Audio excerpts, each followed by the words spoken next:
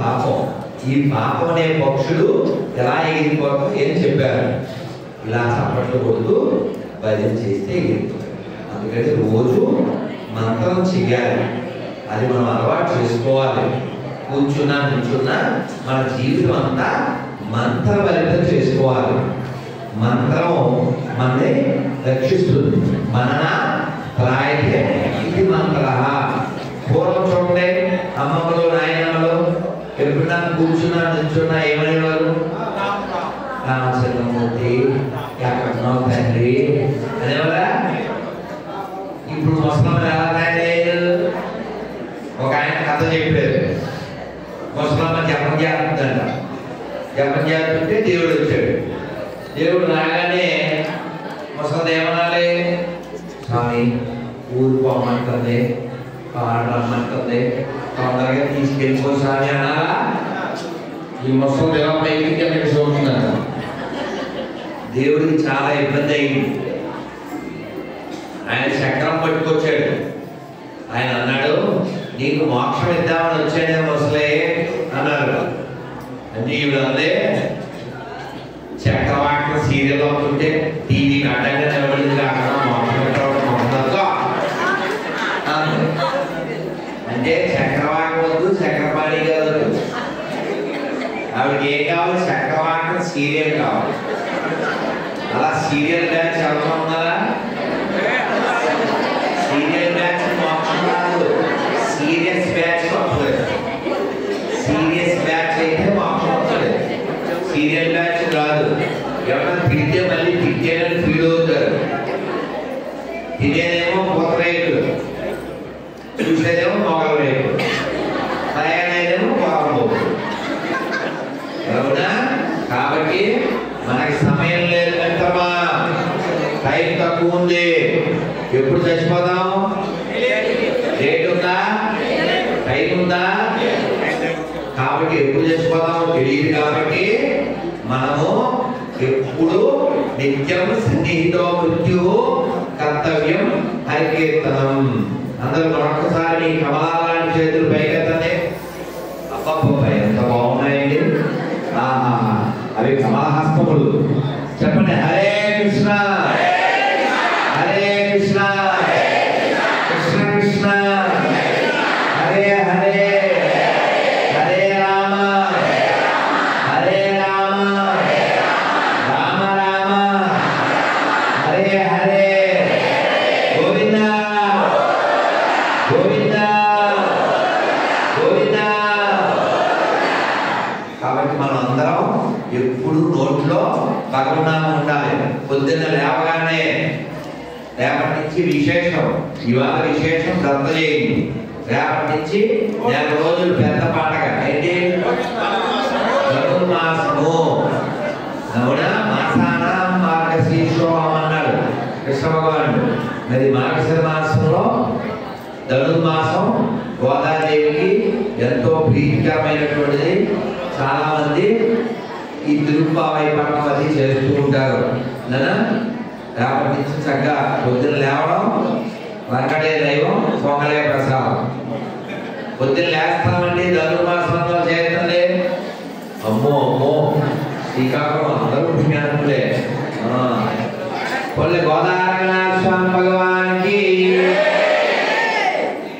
మరి గోదాదేవి మాట చెప్పింది, పొద్దున్న లేవగానే చేతులు నలుపుని ఏం చేయాలి?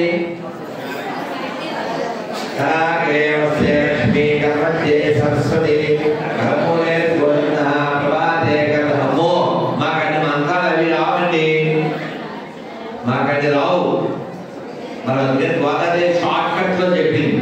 ఏం చెప్పిందంటే, చేతులు ఇలా అనుకుని, చేతులు చూసుకోండి ఒకసారి, రెండు చేతులు ఇలా చూసుకుంటూ చెప్పండి, హరి హరి హరి హరి హరి హరి హరి. ఎంతతో సరి. ఇది కూడా అనకపోతే ఏసీ డూరి. అలా ఈ 2 అక్షరాలు చెప్పాలా వద్దా? పొద్దున లేవగానే హరి హరి అంటూ లేవాలి. అదేనా? అలాగే స్నానం చేసేటప్పుడు గంగే దేవుడే దైవ గోదావరి సరస్వతి నర్మదే సింధు కావేరి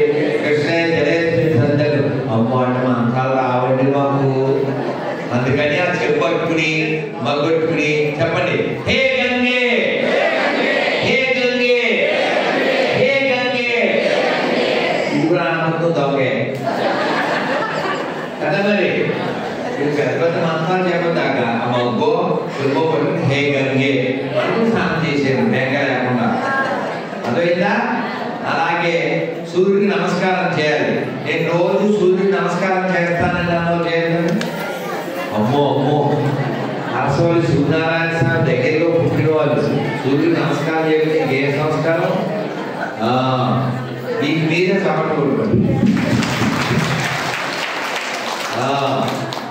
సూర్యుడికి మరి నమస్కారం పెట్టినప్పుడు మంత్రాలు అవి రాకపోయినా పర్వాలేదు.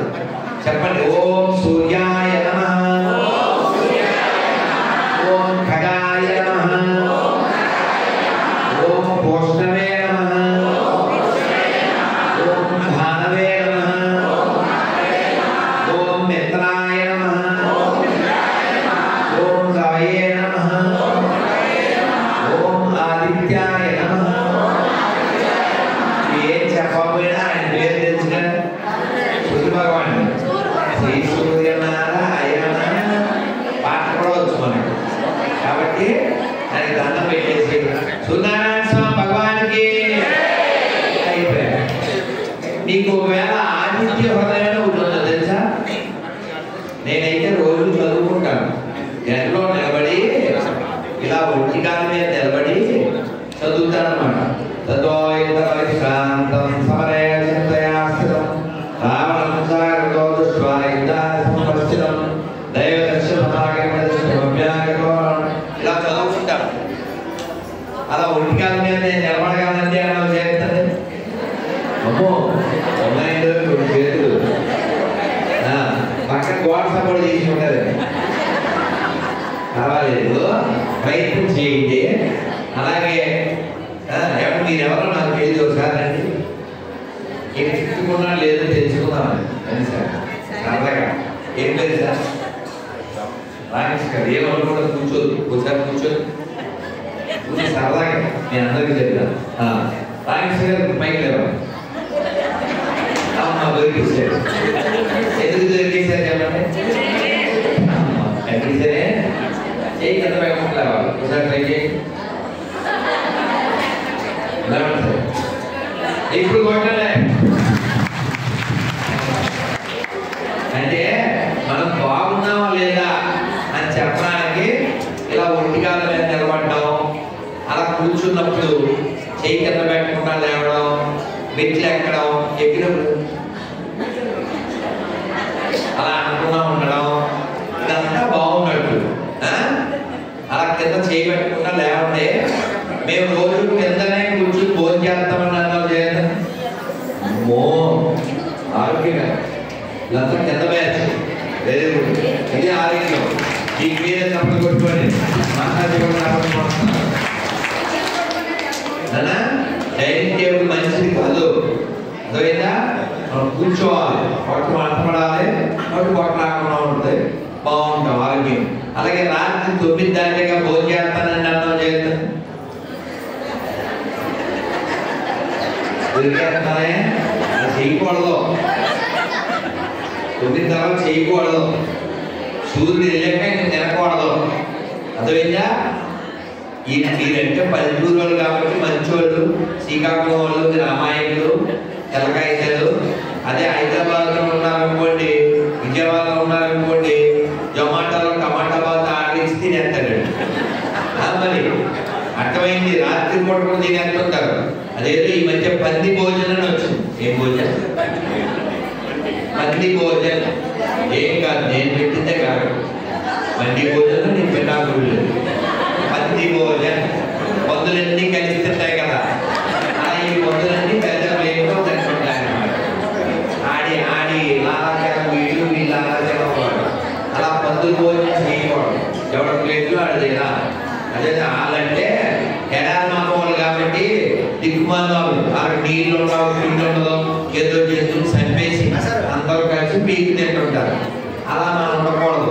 ఎడారి మంతాలంటే తెలుసా? ఎడారి మంతాలంటే మనకి ఎప్పుడైనా జ్వరం వస్తే, ఇంట్లో రోగం వస్తే, ఏదైనా సమస్య వస్తే ఒక ఆవిడ వస్తుంది నెమ్మదిగా ముసుగు వేసుకుని మన ఇంటికాడికి వచ్చి వదినా ఏంటి ఏంటి అంటారు. నీకు తెలుసు కదమ్మా ఇంట్లో పరిస్థితి అంటే ఏం పర్లేదు ఇక్కడ దగ్గరలో ఒక ఆయన ఉన్నారు, ఆయన మన ఇంటికి పిలుపుతాను, ఓసారి ప్రార్థన చేస్తారు అంతే. అప్పటిదాకా కొట్టేట్టుకుని చక్కగా చేతికి గడియాలు పెట్టుకుని శ్రీకాకుళం వాడు కాక ఆయన తెచ్చిన గొడ్డ మొత్తం ఎర్రగడ్డ ఇంకా పిచ్చిదైపోతాయి. పిచ్చిదైపోయి వాడే నా మొగుడు వీడే నా మొగుడు అంటాడు. అదే కాబట్టి ఆ పిచ్చి మతాల్లోకి మనం వెళ్ళకూడదు. అదే వాటిని గొర్రె మతములు అంటారు. ఏమంటారు? మీరు ఏమన్నా గొర్రెలు ఉన్నారా? ఏమన్నా గొర్రెలు అవుతారా? అవ్వకూడదు. అదే మన మనుషులు. అదేవిధంగా రామచంద్రమూర్తిగా ఒక మనిషిగా శ్రీమన్నారాయణ అవతరించి ఎలా జీవించాలో చూపించినటువంటి రామాయణం పుట్టిన నేలలో పుట్టాం, రాముడు నడయాలని నేలలో పుట్టాం, వాల్మీకి పుట్టిన నేలలో పుట్టాం, వ్యాసుడు పుట్టిన నేలలో పుట్టాం, అల్లూరు సీతారామరాజు పుట్టిన నేలలో పుట్టాం, ఆదిత్యుడు ఉన్నటువంటి ఆశ్వలు ఉన్నటువంటి నేలలో పుట్టాం, శ్రీముఖలింగం ఉన్న నేలలో పుట్టాం, శ్రీపూర్ణం ఉన్న నేలలో పుట్టాం. కాబట్టి మనం గర్వించాలి. బలరాముడు నడయాడినటువంటి ఈ ఏరియాలో మనం పుట్టే బలరాముడు వచ్చాడే బలదా. మరి నదులు ఏమిటి శ్రీకాకుళంలో? ఏంటి ఆ నదుల పేరు?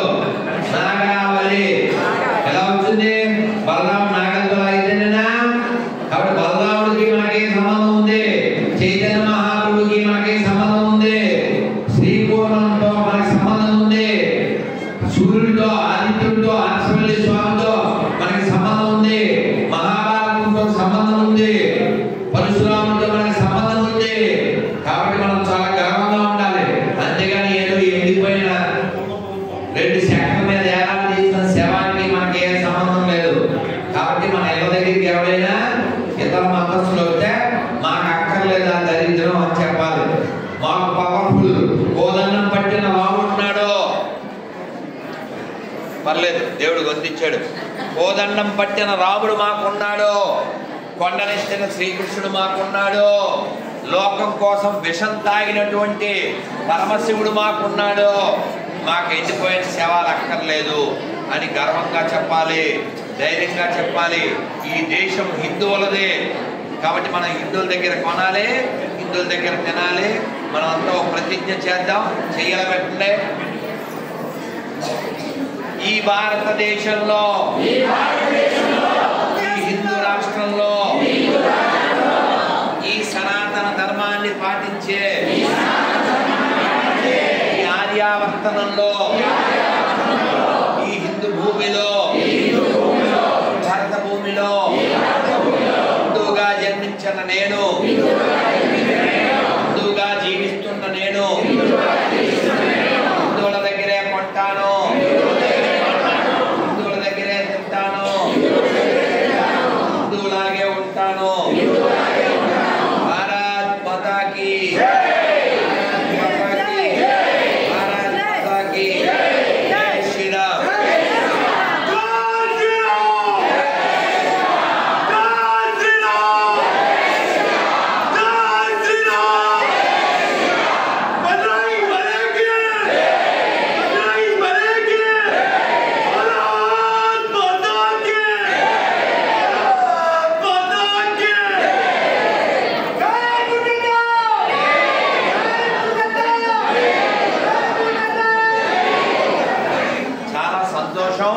ఇవాళ దత్తాత్రేయ జయంతి. మనం అందరం ఆశ్రమంలో చక్కగా కలిసి ఉన్నాం, వింటున్నాం, భగవన్నామాన్ని జపం చేస్తున్నాం. అందరూ ఒకసారి 2 చేతులు పైకెత్తండి. చక్కగా అబ్బాబాబు ఎంత అద్భుతంగా ఉంది ఈ దృశ్యం. అందరూ చెప్పండి హరే కృష్ణ హరే కృష్ణ కృష్ణ కృష్ణ హరే హరే హరే రామ హరే రామ రామ రామ హరే హరే. శ్రీ దత్తాత్రేయ స్వామికి, శ్రీ అనగాదేవికి, శ్రీ అత్రి మహర్షికి, శ్రీ అనసూయమాయికి గోవిందా. మీ అందరికీ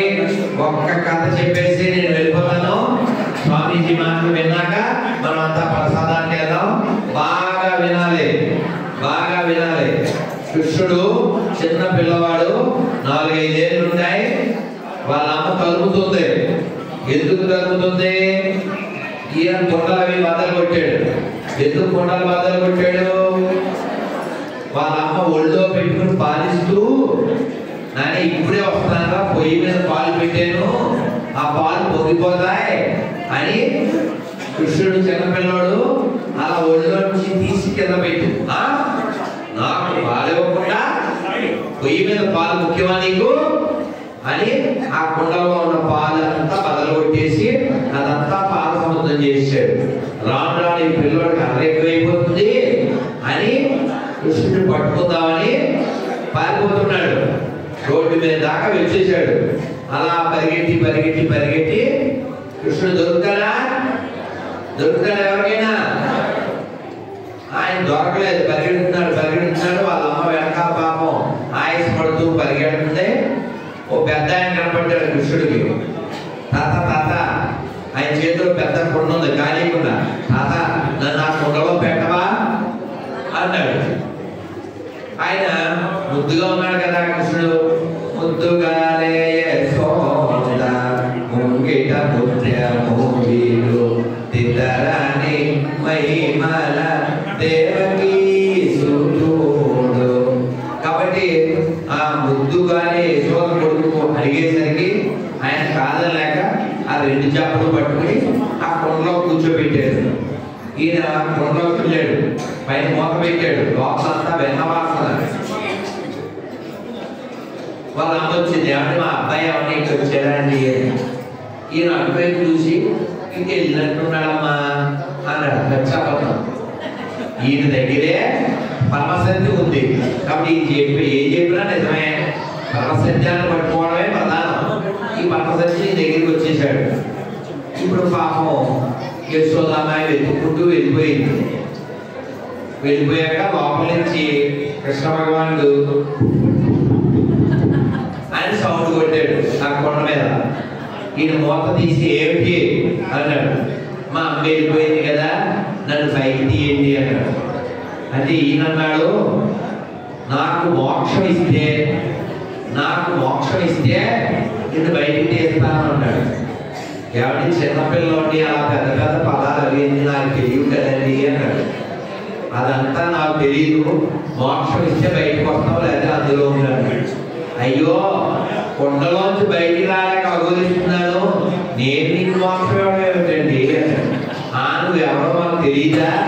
నువ్వు 1 month బేబీగా ఉన్నప్పుడే పెద్ద పూతననే రాక్షసుని చంపావు, శక్తాసుని చంపావు, ప్రథంబాసుని చంపావు, నువ్వెవరో మాకు తెలుసులే అంటాడు. ఈ చెప్పిన కృష్ణుడు నేను చిన్నపిల్లోనండి అంటాడు. మళ్ళీ ఇంకా తప్పదు కదా అని మళ్ళీ ఏమంటే సరే నీకు మోక్షం ఇస్తాను బయటికి తీయండి అంటే ఈయన అంటాడు, నా ఒక్కడికే కాదు ఈ కొండకు కూడా మోక్షం ఇవ్వాలి అంటాడు. ఇదేమన్నా సత్తులా తాపరా? ఓ ఫ్యాన్ కొట్టి ఇంకో ఫ్యాన్ లాగా నీకంటే కొన్ని మనుషులు కాబట్టి మోక్షం అడిగినట్టు ఒక అందం, కొండకు మోక్షం ఏంటి అన్నాడు కృష్ణ భగవాన్.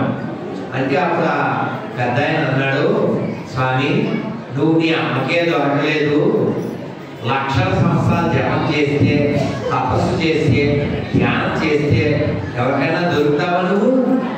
అలాంటిది నీ అంతా నువ్వు వచ్చి నాకు దొరికి నా దగ్గర బందీ అయ్యావు కదా. అలా బందీ అవడానికి కారణం ఈ కొండే కదా.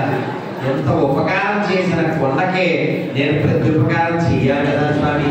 అందుకని దానికి కూడా మోక్షం స్వామి.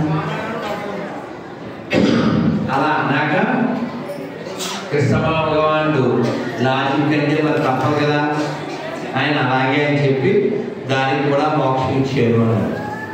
అంటే ఇంతకీ ఆయన ఎవరా పెద్ద ఆయన పేరు దధిబానుడు. ఏ పేరు? దధిబానుడు. ఏ పేరు? ఈ దధిబానుడు యొక్క కొండ కూడా మోక్షం వచ్చింది. అంటే నువ్వు గొప్పవాడు అవ్వక్కర్లేదు, ఓ గొప్ప భక్తుడు నిన్ను నావాడు అనుకుంటే చాలు, నీ జీవితం సార్థకం అవుతుంది. కాబట్టి మనం పెద్ద స్వామివారు ఆయన చూశారంట బోసు గారు, ఆయన చిన్నప్పుడు. ఇప్పుడున్న స్వామివారిని మీరంతా చూస్తున్నారు, మనం అంతా చూస్తున్నాం. వాళ్ళు ఎంతో సాధన చేసి, వాళ్ళు ఎంతో తపస్సు చేసి ఇదిగో ఈ ఆశ్రమాన్ని 80 ఏళ్ళ వయసు, 50 ఏళ్ళుగా ఈ ఆశ్రమాన్ని నెమలకొండలో నడుపుతున్నారు.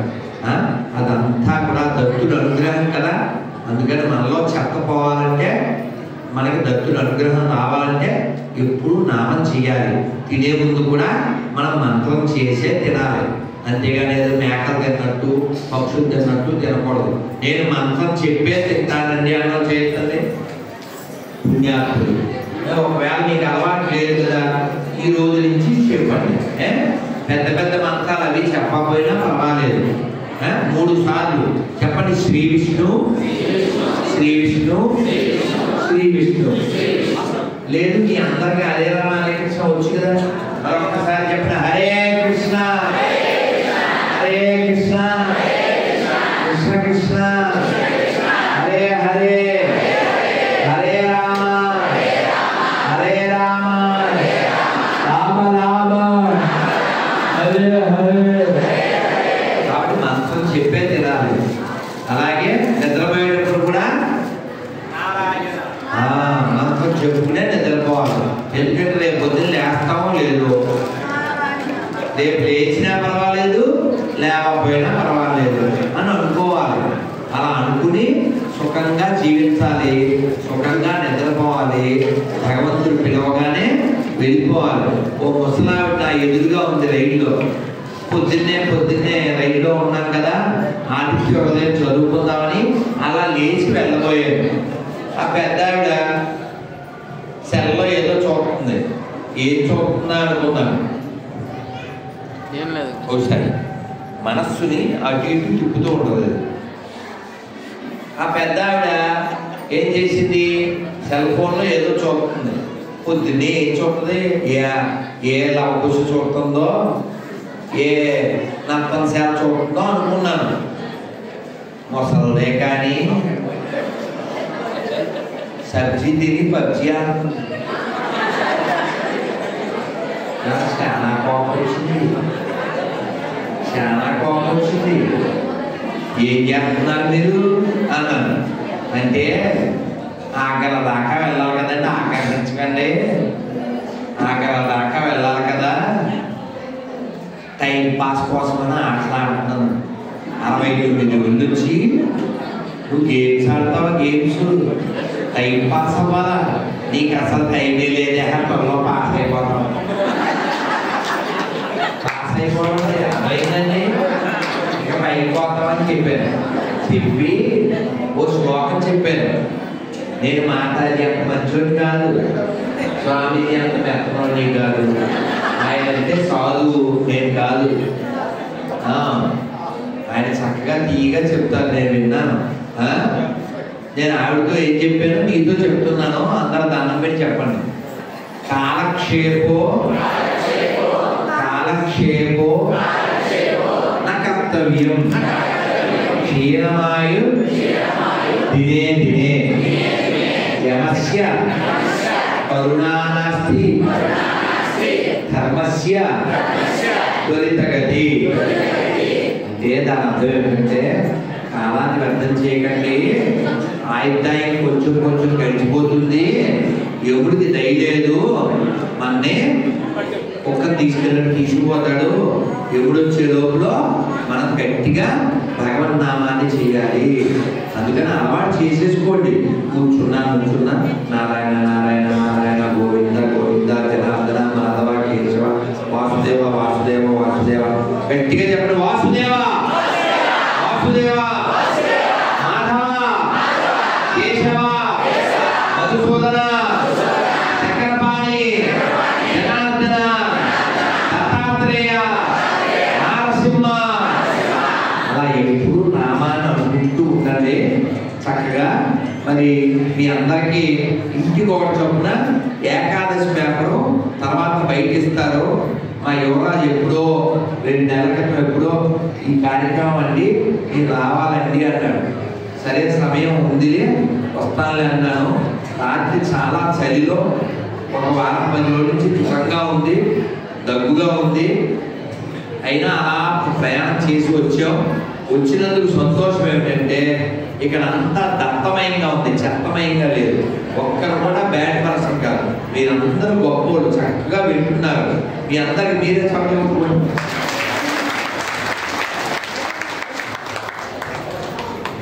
జనవరి 5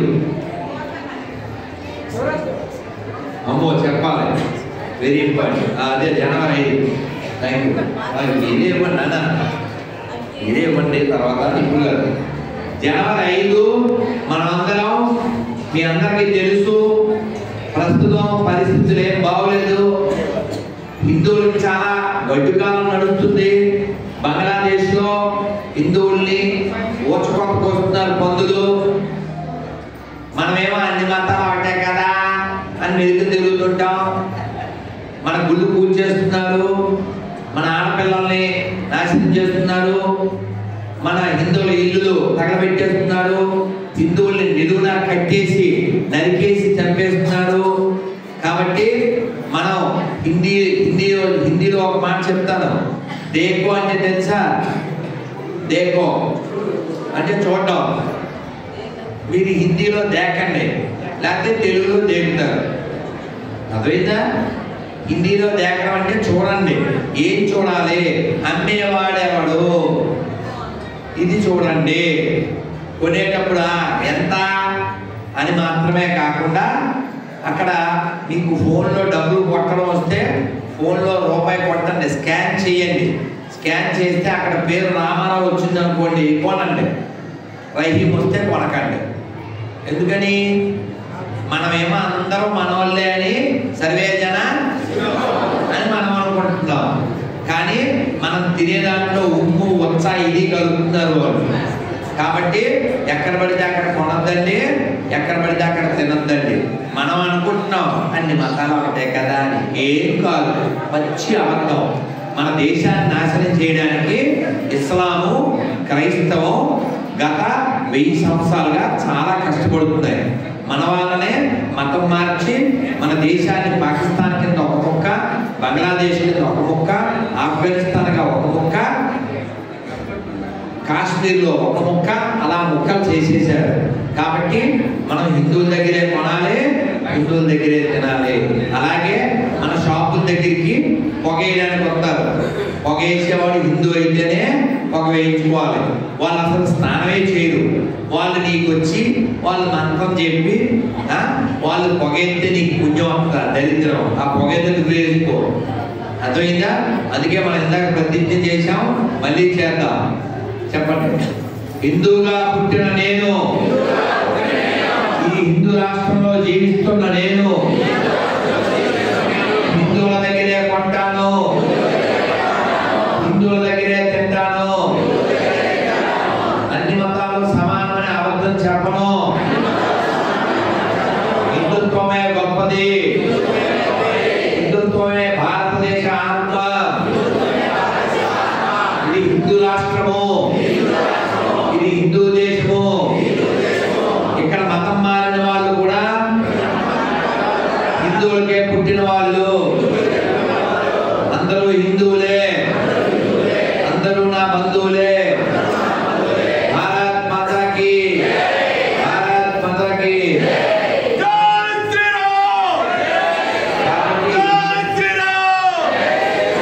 హిందువులు హిందువులుగా ఉండాలి, హిందువుల దగ్గర కొనాలి, హిందువుల దగ్గర తినాలి. పెళ్ళైన వాళ్ళు, కొత్త వాళ్ళు ఉంటే హిందువులు కనండి. వీలైతే 3, 4 కనకపోతే వాళ్ళు బంగ్లాదేశ్ నుంచి పందులు కోట్ల మంది వచ్చేసారు. ఇక్కడ ఉన్న పందులు కూడా ఒక్కొక్కరు 5 మంది 10 మంది కంటున్నారు. మనమేమో బాగానే ఉంది అనుకుంటున్నాం. వాళ్ళకి మన దేశాన్నే కాదు ప్రపంచంలో అన్ని దేశాలను ఆక్రమించడం వాళ్ళ అలవాటు. మన దేవాలయాలను ఆక్రమిస్తారు, మన గోమాతను చంపు తింటారు, మన ఆడపిల్లలను ఎత్తుకుపోతుంటారు, మన దేశాన్ని ముక్కలు చేస్తుంటారు. ఒక్కో ప్రాంతంలో పాత బస్తీలు పుట్టిస్తూ ఉంటారు. హిందూ ఏ దేశంకి వెళ్ళి మాకు కొత్త దేశం ఇవ్వండి అని చెప్పలేదు. ఎక్కడా పాత బస్తీలు పుట్టించలేదు. అందరితో నీళ్ళల్లో పాలల్లో కలిసినట్టు కలిసిపోతూ ఉంటాం. కాబట్టి ప్రపంచం బాగుండాలంటే భారతదేశం బాగుండాలి. భారతదేశం బాగుండాలి బాగుండాలి. హిందువులు బాగుండాలంటే హిందువులు కలిసి ఉండాలి, హిందువులు బలంగా ఉండాలి, దృఢంగా ఉండాలి, గట్టిగా ఉండాలి, నిర్లక్ష్యంగా ఉండకూడదు. 6 బలాలు కలిగి ఉండాలి. అందులో చెప్పండి: శారీరక బలము, మానసిక బలము, ఆర్థిక బలము, ఆధ్యాత్మిక బలము, సామాజిక బలము, రాజకీయ బలము. ఈ 6 బలాలు ఉంటేనే హిందువులు మిగులుతారు. నాకెందుకు అనుకోకండి. అవకాశం వచ్చిందా రాజకీయాల్లో బలపడండి. ఒక చదువుకున్నవాడు విద్యావంతుడు ఇప్పుడు ఈ జిల్లా నుంచి కేంద్ర మంత్రి అయ్యాడా? లేడా? ఎందుకు అయ్యాడు? అతనికి జ్ఞానం ఉంది, అతనికి బుద్ధి ఉంది, భాష మీద పట్టుంది. అవునా కదా? కాబట్టి ఎదగండి. ఎన్ని ఛాన్సులు ఉంటే అన్నింటిలో మీరు ఎదగండి. రాష్ట్రాన్ని, దేశాన్ని, జిల్లాని, ఊరిని కాపాడండి. 5వ తారీఖు విజయవాడ దగ్గర గన్నవరంలో 10 లక్షల మంది హిందువులతో మనమందరం ఒక పెద్ద బహిరంగ సభ చేస్తున్నాం. దాని పేరు హైందవ శంఖారావం. మనం అందరం ఆ సభలో కలిసి హిందువుల డిమాండ్స్ అన్ని మనం చెప్పాలి. మన దేవాలయాలను మనం రక్షించుకోవాలి. దేవాలయాలు దేవాదాయ శాఖ ఆధ్వర్యంలో ఉండిపోయి మన గుళ్ళు నిర్లక్ష్యం చేస్తున్నారు, గుళ్ళను పాడు చేస్తున్నారు. కాబట్టి మన దేవాలయాన్ని మనమే నిర్వహించుకోవాలి. దానికోసం మనం అందరం గట్టి ప్రయత్నం చేయాలి. మనం అందరం కూడా ఇప్పుడు మంత్రం చెప్పాక కాసేపు కూర్చుంటే స్వామీజీ వచ్చిన విన్నాక అప్పుడు తినేసి ఎప్పటిదాకా విన్నదాన్ని గుర్తుపెట్టుకుని జీవితాన్ని బాగు చేసుకుందాం. కూర్చోండి, నిలబడి మంత్రం చెప్పేసాక వెళ్ళిపోదాం. వారు విన్నాక చేతులు నమస్కారం పెట్టండి. భారత్ మాతాకి. నేను ఇప్పుడు చెప్పే మంత్రం నా బాల్యంలోది. ఇది చెప్పగానే మీకు నవ్వుతుంది, కృష్ణుడి మీద లవ్ వస్తుంది. చక్కగా చెప్పండి. చెప్పనా? రెడీయా? చక్కగా చెప్పాలి. కళ్ళు తెరిచి, నోరు తెరిచి. నా